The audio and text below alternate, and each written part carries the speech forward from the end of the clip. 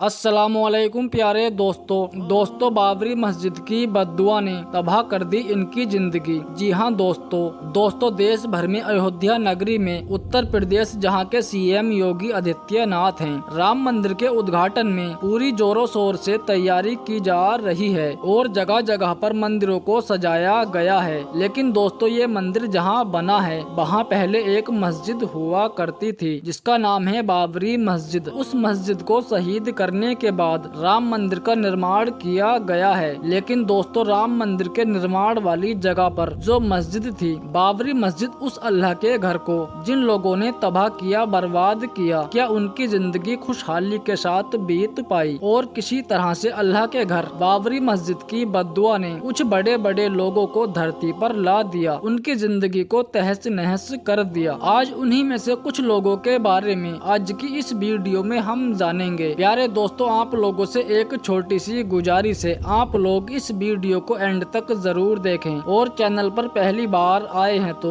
Channel को subscribe कर लें। प्यारे दोस्तों अल्लाह की बारगाह में हम दुआ करेंगे कि या अल्लाह जितने भी लोग इस वीडियो को देख रहे हैं उनके रोजगार में बेपनाह बरकतें अता फरमा। दोस्तों कुछ चेहरे जो आपके सामने हैं मैं इनके बारे में बताता हूँ एक एक करके। और बाबरी मस्जिद आंदोलन के ये लोग हैं दोस्तों, बहुत बड़े चेहरे थे। एक तो तत्कालीन मुख्यमंत्री भी रहे। दोस्तों यूं तो बाबरी मस्जिद को तोड़ने में जो केस हुआ था 30 से ज्यादा लोगों के ऊपर केस हुआ था, लेकिन कुछ ऐसे चेहरे थे जो आज भी इस दुनिया में जिंदा हैं और उन्हीं में से कुछ लोगों के बारे में आज की इस वीडियो में हम बात करेंगे जो ये सोचते होंगे कि बाबरी मस्जिद की शहादत के बाद हम बड़ी कुर्सी पर पहुंच जाएंगे और बड़ा नाम होगा। लेकिन दोस्तों नाम की बात तो छोड़िए, शायद उनको बद्दुआ लग गई बाबरी मस्जिद की और उनकी जिंदगी तबाह हो गई। दोस्तों सबसे पहले हम शुरू करते हैं भारतीय जनता पार्टी के एक नेता लाल कृष्ण आडवाणी, बीजेपी के तेज नेता और किसी जमाने में बीजेपी को आडवाणी के नाम से जाना जाता था। लेकिन लाल कृष्ण आडवाणी का नाम बाबरी मस्जिद शहादत में, बाबरी मस्जिद को तुड़वाने में इनका भी नाम बहुत आगे रहा था। दोस्तों आडवाणी जी के बारे में कहा जाता था कि ये देश के प्रधानमंत्री बनेंगे, फिर चलने लगा कि भाजपा इनको राष्ट्रपति बनाएगी, लेकिन शायद इनको बाबरी मस्जिद की बद्दुआ लग गई। लाल कृष्ण आडवाणी आज भी जिंदा हैं, गुजरात में मौजूद हैं और उनकी उम्र 96 के करीब हो गई है। लेकिन सब कुछ करने के बावजूद लाल कृष्ण आडवाणी कभी भी देश के प्रधानमंत्री नहीं बन पाए और न ही ये देश के राष्ट्रपति बन पाए और अब अपनी आखिरी सांस गिन रहे हैं दोस्तों 96 की उम्र में। इसी तरह से दूसरा नाम है मुरली मनोहर जोशी, ये भी देश के तेज तर्रार नेता थे, लेकिन दोस्तों आज इनको भी कोई पूछने वाला नहीं है। लाल कृष्ण आडवाणी को भी कोई पूछने वाला नहीं है, बल्कि एक जमाने के बाद अभी मंदिर के उद्घाटन के दिन से पहले इनके बारे में कहा गया कि उनको न्योता नहीं दिया गया है। लेकिन एक जमाने से जिस वक्त से मोदी जी का राज स्टार्ट हुआ है इनको साइड लाइन कर दिया गया है और कोई भी इनको पूछने वाला नहीं है। और उसी तरह का हाल मुरली मनोहर जोशी का भी रहा, इनको भी कोई पूछने वाला नहीं है। बाबरी मस्जिद की शहादत करवाने वालों में इनका भी नाम आया था, हालांकि कोर्ट में साबित नहीं हुआ। एक और नाम उमा भारती, भारतीय जनता पार्टी के नेताओं में से एक हैं। इनकी भी शायद मंशा रही होगी कि बहुत ज्यादा हाईलाइट हो जाएंगे और बड़ी बड़ी सियासत की कुर्सियां मिल जाएंगी। लेकिन दोस्तों सब कुछ करने के बावजूद भी उमा भारती को वो सफलता नहीं मिली जिसके लिए इन्होंने जी जान लगाई थी। शायद इनको भी बाबरी मस्जिद की बद्दुआ लग गई है और आज उमा भारती का कोई भी नाम लेने वाला नहीं है। उमा भारती को 2014 के करीब गंगा सफाई का एक मंत्री बनाया गया था, लेकिन उसके बाद से इनका पत्ता ऐसे कटा दोस्तों आज इनका कोई नाम लेने वाला तक नहीं है। और लोग कहते हैं बाबरी मस्जिद की बद्दुआ उमा भारती को भी लग गई। उसी तरह से एक और नाम आता है दोस्तों कल्याण सिंह भी अपनी जिंदगी में जब से बाबरी मस्जिद को शहीद किया गया है, जब से जिंदगी भर परेशान रहे, उथल पुथल के साथ अपनी जिंदगी को काटते रहे। इसी तरह से दोस्तों लगभग 30 से 35 लोगों का नाम बाबरी मस्जिद को तोड़वाने में आया था, लेकिन मस्जिद भी टूटी और भारत की अदालत में दोषी मुजरिम कोई भी साबित नहीं हो पाया और आखिर में ये सब बरी हो गए। लेकिन दोस्तों कहा जाता है कि एक ऐसी भी अदालत है जहां इंसाफ बराबर होता है और वहाँ पर कोई भी किसी को झूठा मुजरिम नहीं बना सकता है। कोई भी मुजरिम उस अदालत से बच नहीं सकता है। प्यारे दोस्तों, यकीनन हम सभी को सभी के धर्म स्थल का सम्मान करना चाहिए, चाहे मंदिर हो या मस्जिद हो या गुरुद्वारा हो, सबका सम्मान करना चाहिए। और जो इनका सम्मान नहीं करते हैं उनका हाल ऐसा ही होता है। दोस्तों, उनका नाम जमाने में कोई भी नहीं लेता है। यकीनन आज बड़े बड़े नाम, जिनका नाम बाबरी मस्जिद को तोड़वाने में आया था, उनका नाम लेने वाला कोई नहीं है। हालांकि अदालत में वो दोषी मुजरिम साबित नहीं हो पाए थे, लेकिन उसके बावजूद भी आज उनकी जिंदगी गुमनाम है। और आज राम मंदिर का उद्घाटन होने जा रहा है और आज उनके नाम चर्चाओं में है। फिलहाल दोस्तों, आज की अपनी वीडियो को हम यहीं पर खत्म करते हैं। वीडियो पसंद आने पर न सिर्फ वीडियो को लाइक करें बल्कि अपने दोस्त अहबाब के साथ जरूर शेयर करें। और इसी तरह की वीडियो हमेशा देखने के लिए हमारे चैनल को अभी सब्सक्राइब कर लें। अल्लाह हाफिज।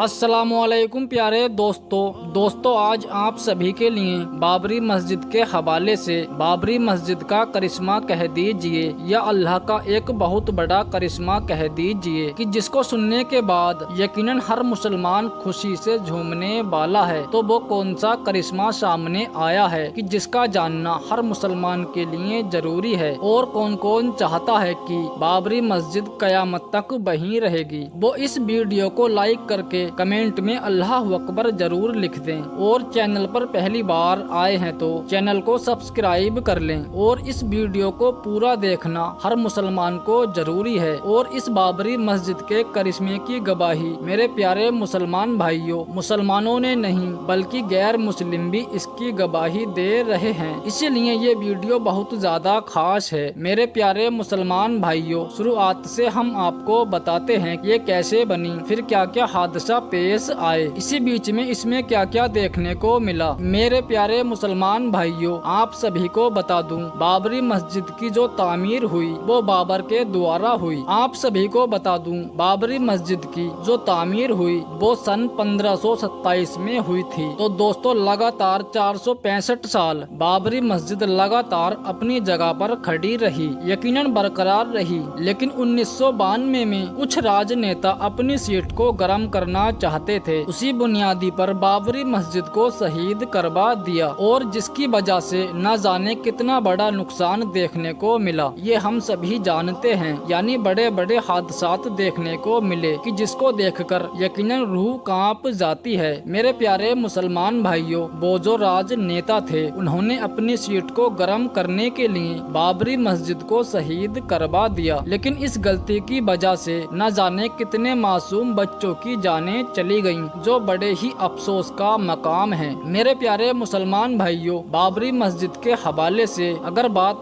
की जाए तो इतिहास में सबसे बड़ा और लंबा अगर कोई केस चला है तो यकीनन नजर में जो आता है वो बाबरी मस्जिद का ही केस है। मेरे प्यारे दोस्तों, आखिरकार 2019 में इसका फैसला आ ही गया। और जैसा कि आप सभी को पता है कि बाबरी मस्जिद की जो जमीन थी वो हिंदू संगठन को दे दी गई है। इसके अलावा बाबरी मस्जिद की जगह 5 एकड़ जमीन दी गई है। अयोध्या में मुसलमानों को या मुसलमानों के हक में 5 एकड़ जमीन दी कि जहां पर मुसलमान चाहे मस्जिद बनाएं या कुछ और बनाएं। मेरे प्यारे मुसलमान भाइयों, इस 5 एकड़ जमीन को लेकर कोई भी मुसलमान खुश नहीं था, लेकिन सुप्रीम कोर्ट का जो फैसला था उस फैसले को मानते हुए उन्होंने उस जमीन को स्वीकार कर लिया है। और मैं आप सभी को बता दूं, उस 5 एकड़ जमीन के ऊपर हॉस्पिटल भी बनने जा रहा है, साथ ही साथ एक मस्जिद भी बनने जा रही है। अब हम करिश्मे के हवाले से बात कर लेते हैं, जो एक बहुत बड़ा करिश्मा था और वो देखने को मिला है अयोध्या के अंदर, यानी उस जगह जहां पर बाबरी मस्जिद को शहीद किया गया था, उसी सरजमीन के ऊपर जहां पर मस्जिद थी। मेरे प्यारे मुसलमान भाइयों, ये राज, ये अल्लाह की कुदरत सामने नहीं आती। अगर बाबरी बाबरी मस्जिद शहीद नहीं होती तो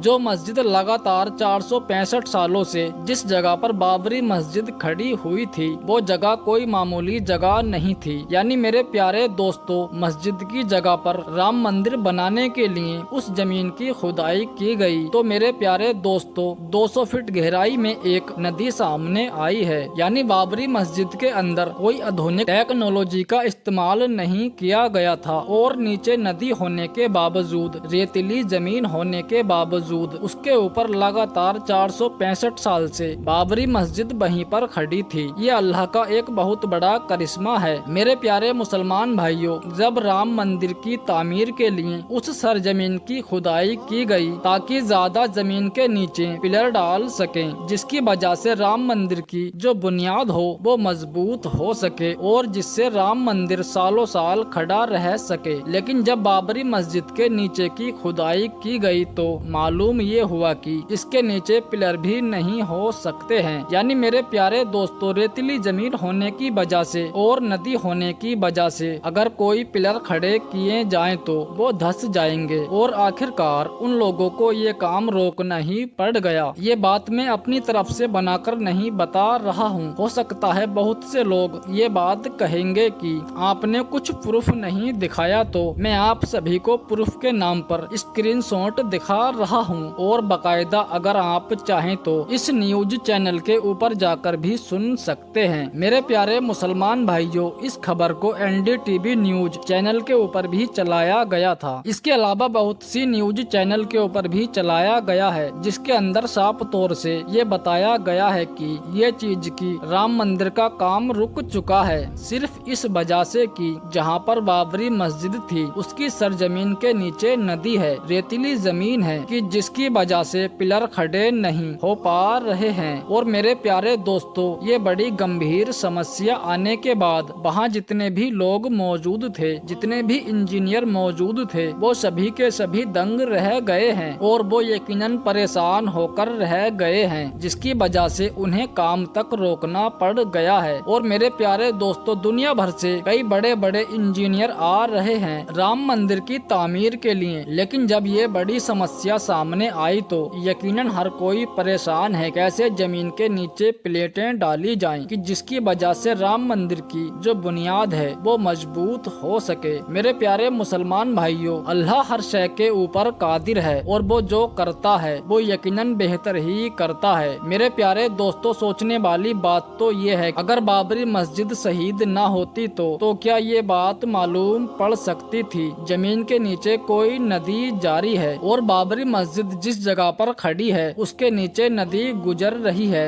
ये कुदरत का एक बहुत बड़ा करिश्मा है कि नदी के ऊपर बाबरी मस्जिद जो थी वो यकीनन 465 सालों तक बरकरार रही। अगर जिसको शहीद ना किया जाता तो वो वैसे ही रहती, लेकिन बहरहाल जो हुआ वो अच्छा नहीं हुआ। लेकिन मेरे प्यारे दोस्तों, बड़ी हैरानी वाली बात है मेरे प्यारे दोस्तों, एक नदी के ऊपर लगातार 465 साल से बाबरी मस्जिद राज कर रही थी लेकिन उसको कुछ नहीं हुआ। लेकिन जब उसकी जगह राम मंदिर बनाने की बात आई तो बड़ी परेशानियां सामने आ रही हैं। अल्लाह जाने इसका क्या मतलब है, लेकिन जो खबर सामने आई थी, जो करिश्मा सामने आया था, जो बड़ी कुदरत सामने आई थी, वो मुझे लगा कि आपको बतानी चाहिए। और इस चीज की गवाही मुसलमान नहीं दे रहे हैं, इसकी गवाही गैर मुस्लिम भी दे रहे हैं और ये बात कह रहे हैं कि अगर 100 फीट के ऊपर भी पिलर लगाए जाएं तो मजबूती के लिए वो जो प्लेट हैं वो धंस सकती हैं। प्यारे दोस्तों, ये कुदरत का करिश्मा नहीं तो और क्या है, बाबरी मस्जिद का करिश्मा नहीं तो फिर क्या है, इसको हम क्या समझें। मेरे प्यारे मुसलमान भाइयों, बाबरी मस्जिद के हवाले से जो करिश्मा था वो मैंने आपको बता दिया, लेकिन मैं आपसे एक बात और कहना चाहूँगा कि जिसका जानना हर मुसलमान के लिए जरूरी है और इसके ऊपर अमल करना हर मुसलमान के लिए बहुत जरूरी है। मेरे प्यारे मुसलमान भाइयों, हम बाबरी मस्जिद करते रहते हैं, लेकिन जो हमारे मोहल्ले के अंदर जो मस्जिद हैं वो वीरान हो रही हैं, कभी उसके बारे में सोचा है? नहीं सोचा ना, क्योंकि मेरे प्यारे दोस्तों हमारे पास वक्त ही नहीं है और हमें चाहिए बाबरी मस्जिद। मेरे प्यारे मुसलमान भाइयों, अल्लाह के वास्ते पहले आप अपने मोहल्ले की मस्जिदों को आबाद करो। अगर हम अपनी मस्जिदों को जाकर देखें तो 1 से 2-4 सफ़े ही मिलती हैं। लेकिन दोस्तों होना क्या चाहिए था, नमाज तो यकीनन हर मुसलमान के ऊपर फर्ज है। 2 टाइम की नमाज भी यकीनन माफ नहीं है, लेकिन बावजूद जो हमारे मोहल्ले की मस्जिदें होती हैं वो 5 टाइम वीरान रहती हैं, 1 या 2 सफ़े नजर आती हैं। मेरे प्यारे दोस्तों जुमे के दिन तो पूरी मस्जिदें भरी हुई नजर आती हैं और यहाँ तक के बाहर जो रास्ते होते हैं वो तक जाम नजर आते हैं। जो तादाद जुमे के दिन रहती है वही तादाद रोजाना की नमाज पढ़ने के लिए होती तो प्यारे दोस्तों बाबरी मस्जिद शहीद नहीं होती। क्योंकि प्यारे दोस्तों बाबरी मस्जिद में जो आखिरी नमाज पढ़ी गई वो सन 1949 में पढ़ी गई और तब से लेकर 1992 तक कोई नमाज नहीं पढ़ी गई। मेरे प्यारे मुसलमान भाइयों, अल्लाह का हम पर अजाब है कि हमने अपनी मस्जिदों को वीरान कर दिया है। हम अपनी मस्जिदों के अंदर नमाज की अदायगी नहीं करते हैं और हमारे मुंह पर सिर्फ और सिर्फ बाबरी मस्जिद लगा रहता है। क्या हमारे बाबरी मस्जिद कहने से अल्लाह राजी हो जाएगा? हरगिज नहीं। क्योंकि मेरे प्यारे दोस्तों अल्लाह तभी राजी होगा जब हम अल्लाह को राजी करेंगे और अल्लाह को राजी करने के लिए हमें 5 वक्त की नमाज को अदा करना जरूरी है। फिलहाल दोस्तों आज की अपनी वीडियो को हम यहीं पर खत्म करते हैं। वीडियो पसंद आने पर ना सिर्फ वीडियो को लाइक करें बल्कि अपने दोस्तों में भी शेयर करें और इसी तरह की वीडियो हमेशा देखने के लिए हमारे चैनल को अभी सब्सक्राइब कर लें। हम मिलते हैं एक और ऐसी अगली वीडियो में, तब तक के लिए अल्लाह हाफिज।